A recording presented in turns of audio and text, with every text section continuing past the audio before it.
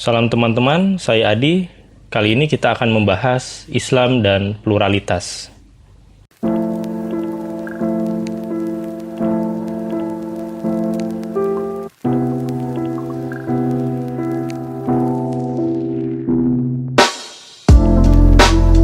Jika pada materi yang lalu kita mempelajari tentang rekonstruksi latar belakang sosial budaya, maka untuk memahami interaksi Islam dan budaya lokal, kali ini kita akan membahas tentang Islam dan pluralitas. Oke, yang pertama kita akan mengawali tentang bagaimana penjelasan awal mula adanya istilah pluralitas. Atau lebih spesifik, munculnya istilah masyarakat majemuk atau yang biasa disebut plural society. Asal muasal dari konsep masyarakat majemuk yang dikenal dalam ilmu-ilmu sosial sebenarnya mengacu pada tulisan Furnivall pada tahun 1948 yang mengidentifikasi masyarakat jajahan Hindia Belanda sebagai sebuah masyarakat majemuk, yaitu sebuah masyarakat yang terdiri atas kumpulan orang-orang atau kelompok-kelompok yang berbaur tetapi tidak menjadi satu. Jadi masing-masing kelompok itu mempunyai agama, kebudayaan, dan bahasa, serta cita-cita dan cara-cara hidup mereka masing-masing. Nah, sebagai individu, mereka itu saling bertemu, tetapi biasanya terjadi di pusat perdagangan atau biasa kita sebut pasar. Apa yang menarik dari uraian Furnivall sebenarnya antara lain adalah penguasa masyarakat jajahan atau masyarakat majemuk ketika itu sebenarnya hanya berkuasa untuk memantapkan kepentingan ekonomi mereka. Memang terjadi pada saat praktik kolonial berlangsung di Nusantara, sebelum adanya negara Indonesia tentunya. Furnivall ini meneliti tentang kebijakan dan praktik kolonial di Indonesia dan Burma, sehingga lahirnya konsep masyarakat majemuk, di mana orang-orang yang secara rasial berbeda bertemu di pusat ekonomi, sebagai gambaran politik ekonomi kolonial saat itu. Artinya, adanya pluralitas di kota-kota besar, kalau kita lihat saat ini, dan kita flashback ke masa lalu, tentu ini ada hasil dari kebijakan-kebijakan kolonial Belanda saat itu terhadap masyarakat yang diberi nama Hindia Belanda. Seperti misalkan kelompok etnis Tionghoa, Arab, India yang biasa disebut Timur Asing, itu biasanya diliputi oleh kebijakan yang mengharuskan mereka tinggal di perkotaan atau hanya berinteraksi pada saat perdagangan. Sedangkan pribumi atau masyarakat dalam tanda kutip asli Nusantara atau di mana wilayah tersebut ada, itu hanya bisa berinteraksi dengan sesamanya. Adanya pengkelasan, yaitu kelas pribumi sebagai kelas yang paling bawah, lalu ada Timur Asing, yaitu kelas yang kedua, dan kelas yang paling tinggi ada Hindia Belanda itu sendiri. Indonesia sendiri adalah sebuah masyarakat yang terdiri atas masyarakat suku bangsa yang secara bersama-sama mewujudkan diri sebagai suatu bangsa atau nation, yaitu bangsa Indonesia. Kita mengenal saat ini sebagai sebuah bangsa yang mandiri, bebas dari penjajahan. Nah, maka masyarakat Indonesia hidup dalam sebuah satuan politik, yaitu sebagai negara kesatuan yang bercorak republik. Tentu yang berlandaskan pada prinsip demokrasi, menempati sebuah wilayah yang berada di bawah kekuasaan negara Indonesia. Itu tidak lepas dari sejarah yang menjadikan Indonesia bersatu untuk melawan penjajahan saat itu. Sehingga pluralitas Indonesia saat ini tidak lepas dari adanya sama rasa, sepenanggungan sebagai kelompok atau bangsa atau suku bangsa yang dijajah oleh Hindia Belanda. Sebelum berangkat pada informasi yang lebih jauh, saya akan bahas lebih dahulu apa itu pluralitas yang biasanya disamakan dengan pluralisme. Pluralitas berasal dari kata dasar plural, artinya jamak, yang berarti kondisi atau realitas kehidupan masyarakat yang di dalamnya terdapat keragaman identitas dalam satu wilayah atau komunitas. Nah, menurut Hefner, pluralitas itu masyarakat yang dicirikan oleh adanya dua atau lebih unsur-unsur atau tatanan sosial yang hidup berdampingan, namun tanpa berbaur dalam satu unit politik. Ini kalau kita sudah masuk pada pluralitas sosial atau kebudayaan. Berbeda dengan pluralitas, pluralisme adalah pandangan filosofis yang bermuara pada pemahaman keberagaman, yang mana menurut Saifuddin, pluralisme adalah pemahaman keanekaragaman yang menekankan entitas perbedaan masyarakat satu sama lain, namun tidak memperhatikan interaksinya. Jadi, belum masuk pada aspek interaksi, karena kita belum menambahkan kata pluralisme agama, pluralisme budaya, dan sebagainya. Berbeda dengan multikulturalisme, menekankan lebih spesifik bahasan yang dikaji. Teori lain yang menjelaskan bahwa salah satu faktor yang menyebabkan terjadinya masyarakat plural adalah karena adanya migrasi atau perpindahan penduduk yang keluar dari daerah asalnya menuju daerah yang didiami oleh etnis yang berbeda. Migrasi merupakan tipe mobilitas penduduk yang berbentuk horizontal, yang lebih dikenal sebagai gerak penduduk yang melintasi batas wilayah menuju ke wilayah lain dalam periode waktu tertentu. Lalu, mengapa seseorang atau sekelompok orang mengambil keputusan bermigrasi? Ida Bagus Mantra menjelaskan alasan kenapa itu terjadi. Salah satunya adalah adanya teori kebutuhan dan tekanan, need and stress. Kebutuhan tersebut dapat berupa kebutuhan ekonomi, sosial, dan psikologi. Apabila kebutuhan tersebut tidak dapat dipenuhi, maka terjadilah tekanan atau stres. Sehingga apabila stres yang dialami seseorang di luar batas, maka orang itu mulai memikirkan untuk pindah dari daerah yang mempunyai nilai kefaedahan, less utility, lebih rendah ke daerah yang mempunyai nilai kefaedahan lebih tinggi, di mana dapat memenuhi kebutuhannya. Tentu ini terjadi masyarakat yang ada di daerah yang terpencil atau di desa-desa yang perekonomiannya tidak cukup baik, bermigrasi ke perkotaan, merantau ke perkotaan, sehingga saat ini dari berbagai daerah berkumpullah di Jakarta menjadi salah satu kota yang plural, kurang lebih seperti itu. Begitu juga di kota-kota besar lainnya, memilih untuk bekerja di perkotaan, yang mana perputaran ekonominya lebih baik, dan tentu ada need tadi, ada kebutuhan, baik secara ekonomi, sosial, dan psikologi, dan tentu ada alasan-alasan lain. Meskipun tidak semuanya seperti itu, namun realita mengatakan bahwa perantauan masyarakat selalu terjadi dari generasi ke generasi, dan yang mana saat ini perkotaan juga makin padat karena adanya hal tersebut. Lantas, secara praktis, bagaimana istilah pluralitas, pluralisme, itu ditumpahkan menjadi suatu sikap beragama? Setidaknya menurut Alistair, ada 3 tipologi sikap beragama. Yang pertama, eksklusivisme, kedua, inklusivisme, ketiga, pluralisme.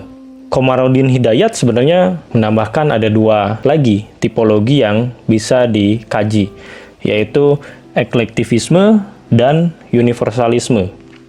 Namun secara garis besar kita akan lebih bahas pada 3 tipologi tersebut. Eksklusivisme memandang bahwa hanya orang-orang yang mendengar dan menerima kitabnya, atau dalam hal ini agamanya, yang akan diselamatkan oleh Tuhan. Di luar itu, ia tidak selamat. Sedangkan inklusivisme berpandangan bahwa meskipun agama tertentu merupakan agama yang benar, tetapi keselamatan juga mungkin terdapat pada agama lain. Sedangkan pluralisme memandang semua agama adalah jalan yang sama-sama sah menuju inti dari realitas agama itu sendiri. Nah, dalam pandangan pluralisme agama, tidak ada agama yang dipandang lebih superior dari agama lainnya. Semuanya dianggap sebagai jalan yang sama-sama sah menuju Tuhan. Ada toleransi di sini memang, tapi tentu keketatan pendirian dia terhadap agamanya berbeda dengan inklusivisme maupun eksklusivisme. Sebagai contoh, saya beragama Islam, lalu pandangan saya eksklusif. Maka saya meyakini bahwa agama saya yang paling benar, dan saya harus bergaul dengan orang-orang yang memang satu iman dengan saya. Itulah eksklusivisme. Bagaimana dengan inklusivisme? Saya beragama Islam, dan saya meyakini bahwa agama saya yang paling baik, namun tidak menutup kemungkinan bahwa agama lain juga sama-sama baik di mata Tuhan. Dan tentu, saat ini kita sangat dituntut menjadi Islam yang inklusif, menghargai dan tidak dalam tanda kutip keras terhadap pemahaman agama lain, karena menjadi Islam yang terbuka tentu memberikan kesempatan kita untuk mengerti bahwa mereka pun punya alasan yang sama mengapa mereka melaksanakan atau meyakini agamanya masing-masing. Sedangkan pluralisme di sini menganggap bahwa agama-agama yang ada itu sama-sama sejalan, sah di mata Tuhan, hanya beda praktiknya saja. Nah, datangnya tipologi seperti ini sebenarnya berawal dari dunia kekristenan, adanya istilah tersebut. Jadi Alistair sebenarnya meneliti bahwa dunia Kristen itu sudah terjadi hal-hal yang sifatnya eksklusif, lalu zaman berubah, mulai muncul Kristen-Kristen yang inklusif, lalu juga akhirnya karena ada peristiwa-peristiwa yang tentu menjadikan internal dari agama tersebut konflik, maka lahir pula pluralisme sebagai jalan yang baru saat itu. Sehingga Alistair memaparkan tipologi-tipologi tersebut yang tentu tidak dalam satu zaman, berawal dari eksklusif, lalu inklusif, pluralisme, dan terus sampai sekarang ada istilah-istilah atau tipologi yang baru dalam sikap beragama. Lantas, dalam dunia Islam atau dunia saat ini, tentu tipologi ini masih sangat berlaku, masih sangat bisa kita jumpai. Dan Muslim pun dalam bersikap, tentu dalam kaitannya beragama, itu bisa dilihat bagaimana corak-corak tipologi tersebut bisa dilihat. Jika kita refleksikan pemahaman-pemahaman tersebut pada dunia Islam, lalu kita flashback lagi ke belakang, merekonstruksi masa lalu tentang bagaimana Islam bisa menyebar ke seluruh dunia, termasuk di Indonesia, tentu kita akan melihat bagaimana pendakwah saat itu bertemu dengan banyak orang, banyak kelompok, dan tentu berbeda latar belakang budaya, bahkan agamanya. Apakah saat itu tiba-tiba perang, konflik? Tentu tidak. Ada suatu unsur-unsur lain yang menyebabkan interaksi antara Islam dengan budaya-budaya lokal yang didatanginya oleh pendakwah tentunya, itu terlihat lebih mencair, meskipun tentu tidak selalu mulus jalannya.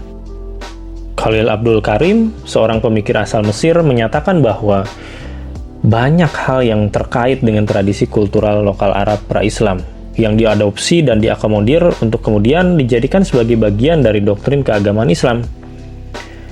Nah, Hasanuddin Hashmi, seperti dikutip Abu Hafsin, juga menyatakan hal yang sama. Hasil penelitiannya menyimpulkan bahwa Al-Quran maupun ijtihad Nabi Muhammad tidak menghapus semua budaya yang telah mengakar dalam kehidupan bangsa Arab sebelum datangnya Islam. Yang dilakukan Nabi justru melakukan akulturasi dengan budaya setempat yang lebih memungkinkan adanya penerimaan masyarakat secara inklusif terhadap Islam tentunya. Di antara peranan sosial tersebut ada yang diterima secara total, ada yang diterima dengan modifikasi atau bahkan ditolak. Sebagaimana yang pernah dibahas waktu lalu bahwa selama tidak bertentangan dengan aspek atau prinsip tauhid, maka sebenarnya Islam itu sangat cair terhadap tradisi atau budaya-budaya lokal yang ditemuinya. Sehingga interaksi itu bisa terjadi. Dan dalam kasus Indonesia, sebagai negara yang dulunya otonom dan memiliki banyak sekali latar belakang budaya, sangat plural, maka tentu jika Islam tidak cair terhadap tradisi atau budaya lokal saat itu, mungkin Islam tidak akan sebesar ini di Indonesia. Nah, tentu ada pertimbangan-pertimbangan tertentu yang mana aspek-aspek kelokalan itu diterima dalam Islam. Meskipun kalau kita lihat saat ini jelas bahwa tidak selalu nilai-nilai ideal yang dimaksud, yaitu peleburan antara nilai-nilai Islam dan tradisi atau budaya lokal, di mana biasanya ada hal-hal yang bertentangan dengan agama, itu masih terjadi. Tentu bukan salah akulturasi atau inkulturasi Islam dengan budaya lokal, bukan salah itunya, tapi bagaimana praktik kehidupan di masyarakatnya yang jauh dari nilai ideal. Ya seperti contoh dalam tradisi-tradisi tertentu yang mana ya kelompok atau seseorangnya itu mabuk gitu ya dalam melakukan tradisi tertentu, atau berkaitan dengan hal-hal yang justru syirik, misalkan meminta-minta pada hal yang goib yaitu jin misalkan ya, dan segala rupa, itu tentu hal-hal yang di luar prinsip tauhid itu sendiri. penyebaran Islam itu kan berlangsung dengan dinamika yang cukup tinggi. Salah satunya melalui ekspedisi dagang, meskipun tidak dipungkiri adanya motif politik. Kesadaran akan keberagaman itu sendiri sudah nampak pada pewahyuan ya, di mana penciptaan laki-laki dan perempuan bersuku-suku dan berbangsa-bangsa itu kan ada dalam ayat Al-Quran. Sebagai contoh, Al-Hujurat misalkan ayat 13 itu sudah sangat eksplisit sekali menjelaskan bahwa kita itu beragam, dan itu adalah legitimasi sebenarnya adanya pluralitas dalam dunia Islam. Sebelum praktik Islam itu dilaksanakan oleh Rasul, wahyunya sendiri sudah ada gitu tentang kesukuan, kebangsaan yang ada di dunia ini yang Allah ciptakan, kan seperti itu ya. Nah, lebih jelasnya lagi, bahkan adanya keberagaman tersebut adalah untuk saling mengenal satu sama lain. Itu ada tersirat sekali di dalam suatu ayat ya, Al-Hujurat ayat 13. Nah, hanya saja yang membedakan itu bukan sukunya, bangsanya dan sebagainya, derajatnya itu sama semua di mata Tuhan. Justru yang membedakan derajatnya itu adalah ketakwaannya, kan seperti itu. Sehingga sebenarnya mengklaim siapa yang paling bertakwa, siapa yang paling benar menurut Tuhan, itu tidak bisa manusia itu sendiri mengukurnya, karena yang namanya manusia tidak sempurna. Meskipun diberi akal pikiran, bagaimana kita mau menilai secara benar 100% bahwa dia adalah yang paling takwa, kelompok tersebut yang paling bertakwa, kelompok kami yang paling benar, kalian salah, kita kalian. Nah, dua kutub itu yang biasanya menjadi akar permasalahan, terjadinya konflik, terjadinya pertentangan, bahkan di tubuh Islam itu sendiri. Sehingga kembali ke akar pemahaman inilah yang sebenarnya perlu disampaikan kepada umat muslim khususnya. Bahkan umat di dunia jika perlu, bahwa Islam itu tidak pernah mengajarkan adanya kekerasan, bahkan lebih jauh lagi peperangan hanya karena berbeda agama, berbeda suku bangsa, dan sebagainya. Kalau kita kombinasikan ya, pemahaman tersebut dengan pemahaman sebelumnya, yang mana kita termasuk inklusifkah? Atau kita harus eksklusif, plural, dan sebagainya? Nah, kalau pendapat saya pribadi sebenarnya lebih pada, ya sudah, agama yang saya anut sekarang, yang saya percaya sekarang, itu adalah agama yang paling benar. Tapi, jika ada orang lain, baik teman maupun orang yang tidak dikenal, beranggapan bahwa agama yang dianutnya adalah agama yang paling benar, dan agama lain salah, yaitu hak mereka. Tapi, cara berpikir manusia tentu berbeda-beda. Sehingga, yang diyakininya pun berbeda, dan terkadang dijadikan gesekan dengan orang yang sama-sama jalan pikirannya gitu. Jadi kalau kita berbicara, kita harus satu pikiran, itu menurut saya salah. Kita itu tidak masalah ada banyak pemahaman-pemahaman seperti itu. Hanya yang paling perlu kita miliki adalah ya kita menghargai saja orang yang berbeda pemahamannya dengan kita. Kita yakini keyakinan kita, mereka meyakini keyakinan mereka, ya sudah. Itu terkandung dalam surat Al-Kafirun juga kan. Agamaku, agamaku, agamamu, agamamu. Tidak perlu dicampur adukan. Tidak perlu harus selalu menyatakan bahwa semua agama itu sama. Sehingga sampailah pada kesimpulan bahwa faktanya Islam itu bukan agama yang anti pluralitas ya. Kondisi-kondisi di mana banyak sekali perbedaan budaya dalam satu lingkungan. Karena itu sudah terjadi di zaman Nabi. Bahkan sampai zaman Khalifah ya, sampai zaman Kesultanan Turki, Utsmani misalkan, itu sudah terjadi perbedaan tersebut. Jadi itu udah final sebenarnya pemahaman seperti itu. Dan tentu Islam menyadari bukan sebagai pemegang otoritas tunggal dalam beragama. Meski secara jelas bahwa Islam mendeklarasikan sebagai agama yang paling benar dan akhir.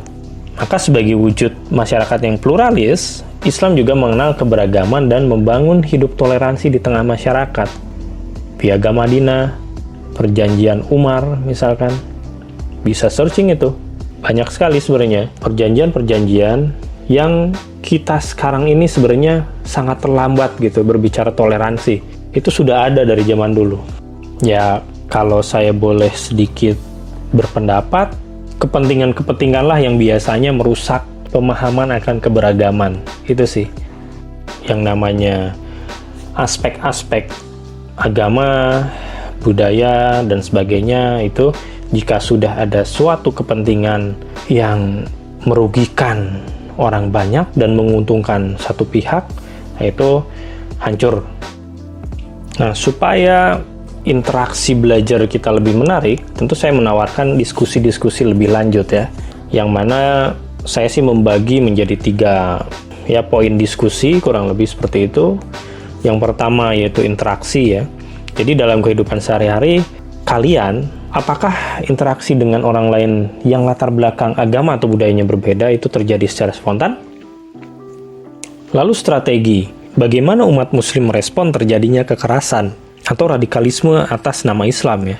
Ini selalu hits gitu. Jika kita menjadi seorang yang memiliki wewenang untuk memutus kebijakan, strategi apa sih yang digunakan untuk menangkal hal tersebut? Ya, ini bisa menjadi bahan diskusi. Lalu yang ketiga, kekuasaan. Nah, ini penting nih. Kita menghadapi persoalan kekuatan identitas budaya, ekonomi, dan politik. Nah, sebagai contoh, jika Indonesia dipimpin oleh seorang yang tidak menganut agama mayoritas, maka cenderung terjadi kegaduhan dan pertentangan. Gitu realitanya ya, anggap saja seperti itu. Meskipun benar atau enggak gitu. Nah, apa tanggapannya? Saya pengen tahu nih, pemahaman teman-teman setelah belajar tentang keragaman, ya tadi pluralitas, atau toleransi, dan sebagainya, mungkin di luar materi ini pun, bagaimana tanggapannya? Oke, jadi begitu teman-teman, saya rasa materi tentang Islam dan pluralitas ini cukup sekian, dan mudah-mudahan padat informasi, meskipun tentu masih banyak pengetahuan atau informasi-informasi yang satu topik juga masih bisa dicari di tempat lain ya. Baik, semoga bermanfaat. Boleh didiskusikan secara lisan, di WhatsApp group, atau di kolom komentar. Assalamualaikum warahmatullahi wabarakatuh.